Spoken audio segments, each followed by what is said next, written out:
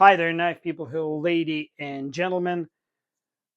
One of my videos caught an eye of an Amazon flashlight company, probably because I was demonstrating this little keychain light from Olight called iMini 2, which has magnetic base, and I have a ton of uses. It's literally hanging on my neck full time now, even in bed. And I actually went swimming with it. Definitely love this knife. This company called RovyVon, and they sent me this Angel Eyes E-30 dual output flat flashlight. As you well know, on my channel, if I review an item, in order to maintain objectivity, I do not provide affiliate links, and you can search for it on Amazon. There's an much upgraded and more capable, supposedly, model, but I like the fact that it's small, flat, and resembles a pocket knife because I fly for work a lot and I can't bring a knife on the airplane. So that would be a perfect pocket filler for me to carry. I had to spend a few bucks to build a test fixture for this light. And the reason I did it is because, you know what, I'm jumping ahead of myself. Let's take a look at a couple little things first.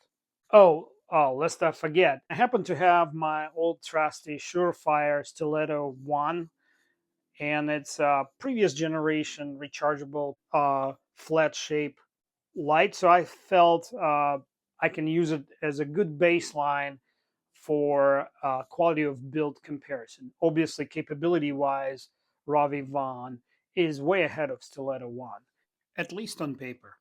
Oh, yeah, and one more thing, this is my first flashlight video. So let me know if I can do some things better once you watch the video. Write a comment. All right, let's talk buttonology a little bit. This is your EDC button, or everyday EDU, everyday use button, and this is your turbo. So there are 4 levels of brightness here, and some of this functionality is programmable. Right now, it's where I want it to be, and this is not a how to program instructional video, but I'll have to say their manual is very, very well written. It's not your typical Google auto translate from Mandarin to English. You can actually clearly understand what the manual is telling you to do. So right now I'm programmed, when I first click the button, it will always come up in the lowest setting. I call it a nightstand setting, right? You don't want to wake anybody up by going to the brightest setting right away.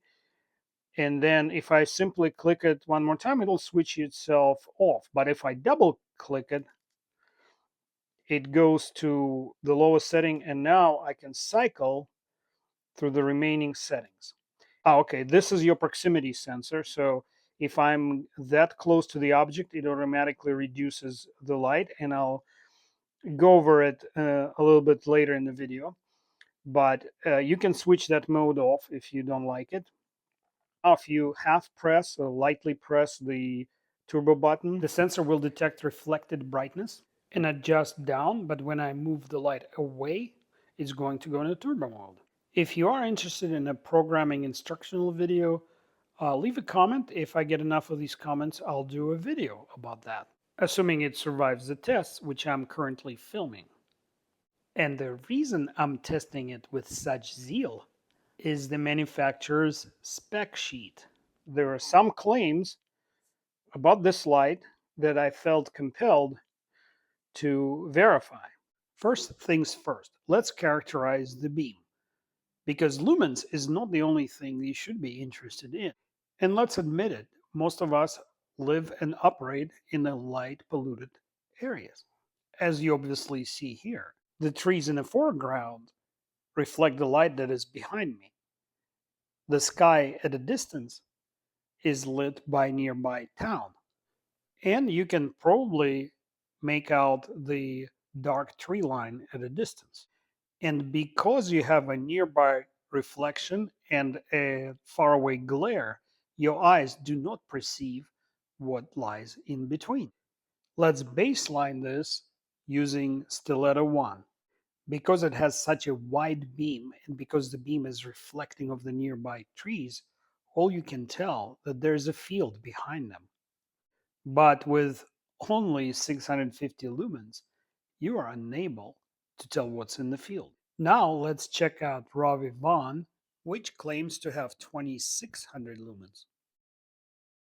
Even though the light reflecting off the trees obscures your vision somewhat, your eyes are still able to make out what's in the field, namely a berm of dirt.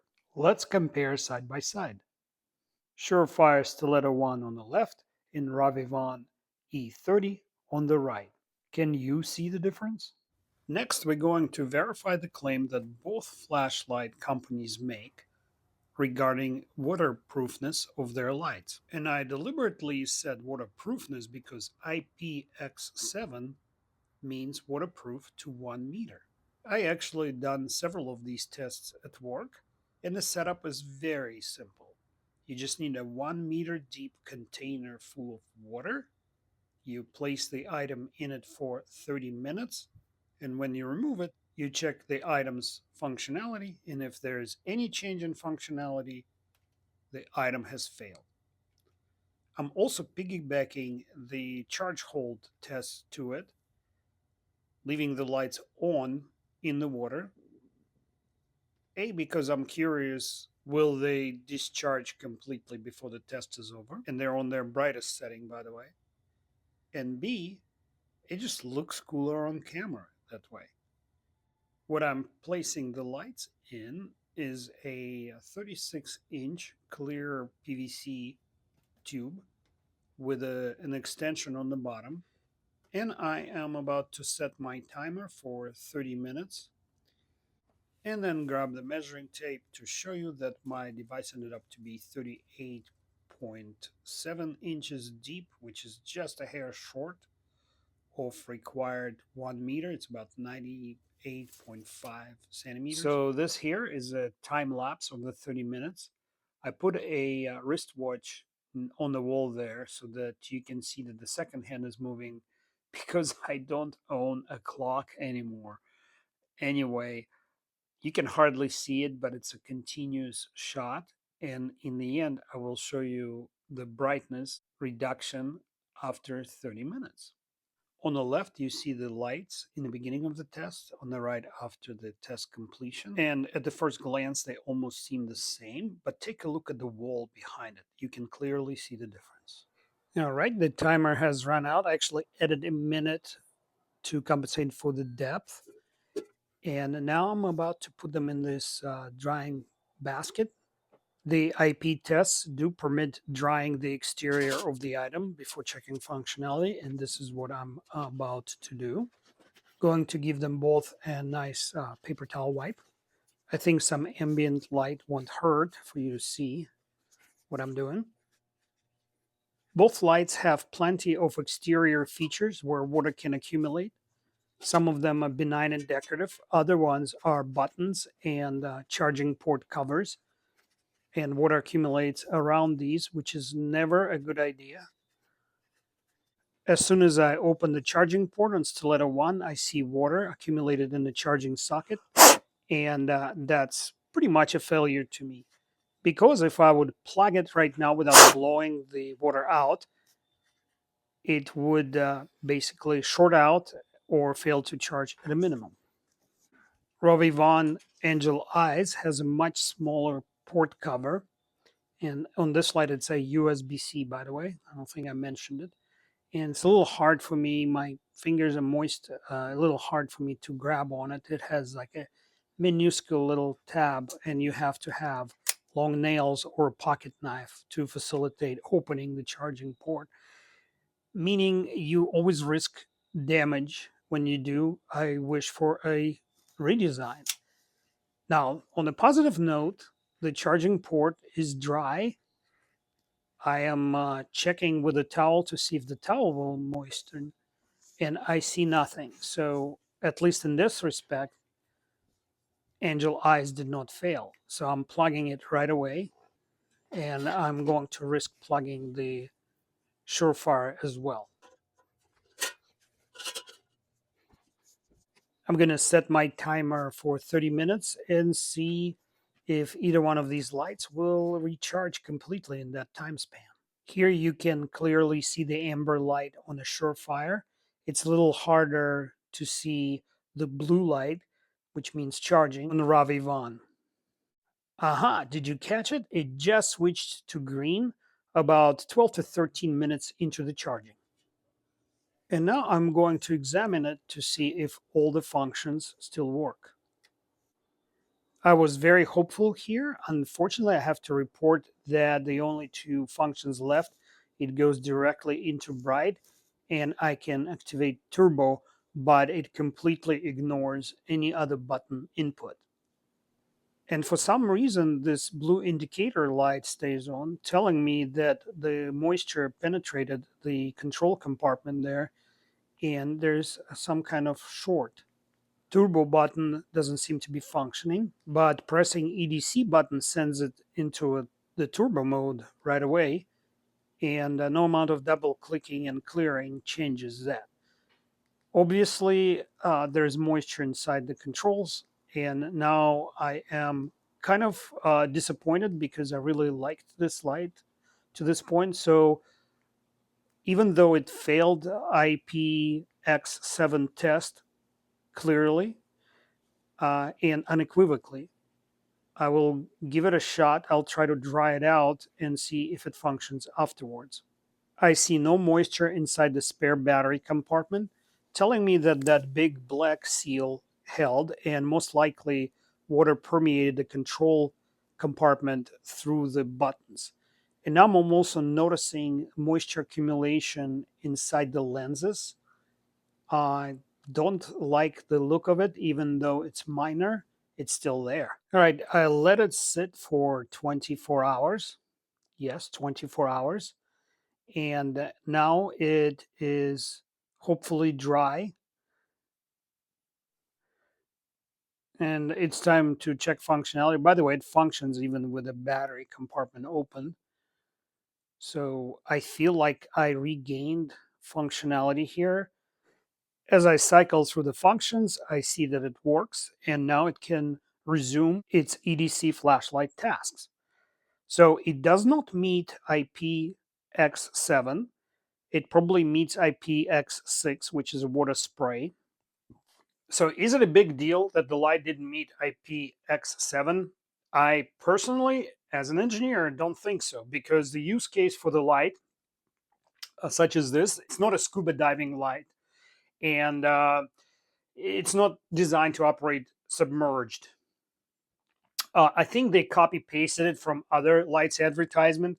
For example, Surefire makes lights for the military, and they carry that rating just because somebody in the government wrote a requirement for IPX7.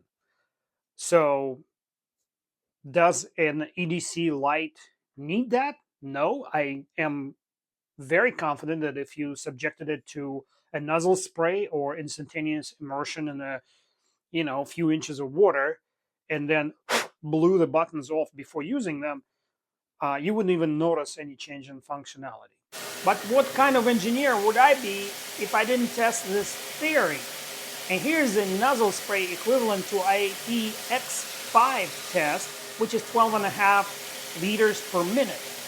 IPX6 test would require 4 times as much spray or 100 liters per minute.